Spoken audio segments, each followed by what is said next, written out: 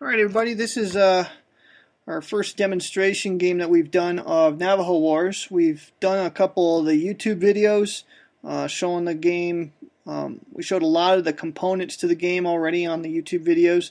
The game's gone through a few things in development so far, so I thought we would do a live demo, show the game off, show some of the things hopefully that did not turn up in the YouTube videos.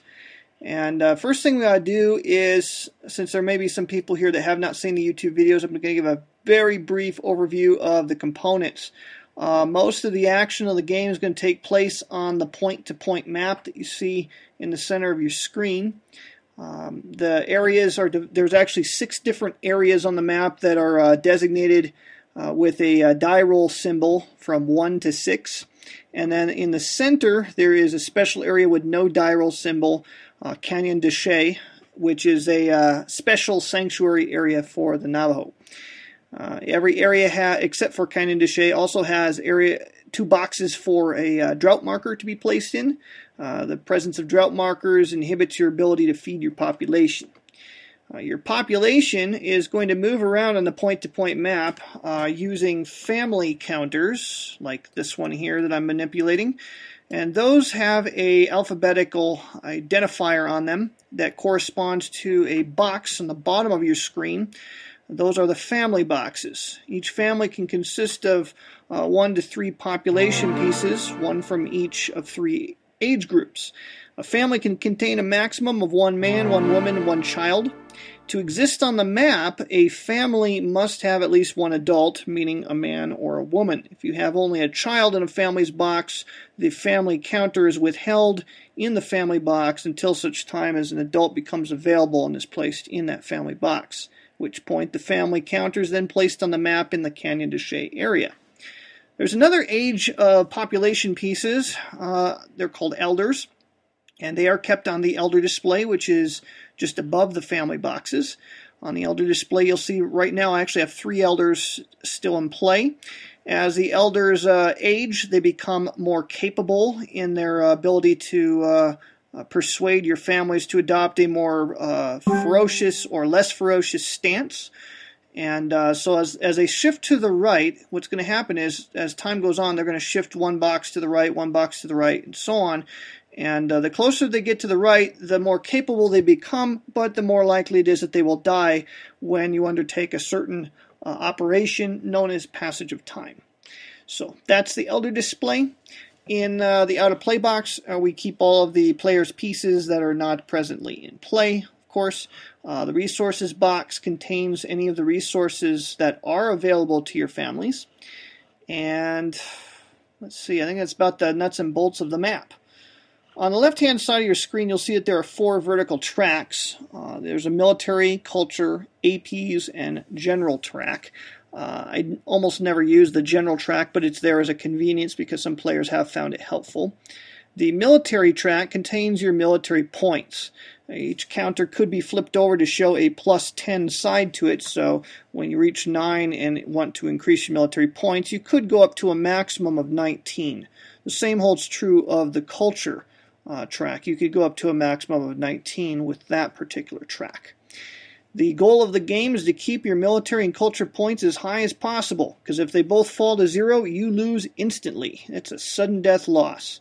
And historically, the Navajo experienced that in 1863-64, December actually of 1863, when Kit Carson invaded Canyon de Chelly. So you have to try to avoid that fate for as long as possible. If one of the counters reaches 0 but the other one doesn't, there are some severe penalties that apply, but it's not game over just yet. And of course your elders are very, very important because they can be used to swap military and culture points, trading one for the other. They can also do things to increase military and culture points. If you want to gain culture or military points, your elders are usually the best way of doing that. So hang on to those elders whenever possible.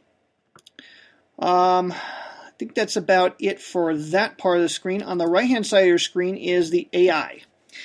AI, the artificial intelligence of the game, is basically operated from the enemy instruction display, which is a sequence of 3 rows, vertical columns, There's 3 vertical columns of 6 boxes. The active column are the enemy instructions that the enemy is going to try to execute. The number on the counter is the number of enemy action points that must be spent to execute that instruction. As an instruction is executed, it will slide to the right and eventually down to the bottom, to the left, and up again, and so the instructions will tend to cycle, sometimes subtly shifting their order. Instructions on the standby column can enter play and will enter play at times through random events that are on the cards. The game itself is actually operated from a deck of cards which has already been constructed, and I'm not going to go into the details of how that was constructed. And it's basically going to consist of 3 different types of cards. The vast majority of them are going to be operations cards. There are going to be 4 historical event cards, one of which has already been played in the game that we have going here. And the last is going to be a transitional event, which is going to be one of the bottom 9 cards of the deck. When that card is pulled, the game will transition to the next period. The game is going to be played in 3 periods, the Spanish period being the easiest scenario, contrary to what some of our playtesters think. That is the easiest scenario, the Mexican scenario being a bit more difficult, and the American scenario being quite difficult. And in fact, we recommend the players start with the Spanish period to get a feel for the game's mechanics before attempting the American period, because it's quite difficult, and some experience is definitely advised. You can play the game as a campaign or as scenarios. We also are including some short scenarios in the game, and working on a learning scenario, something that new players will be able to jump into and play in about 30 minutes or so.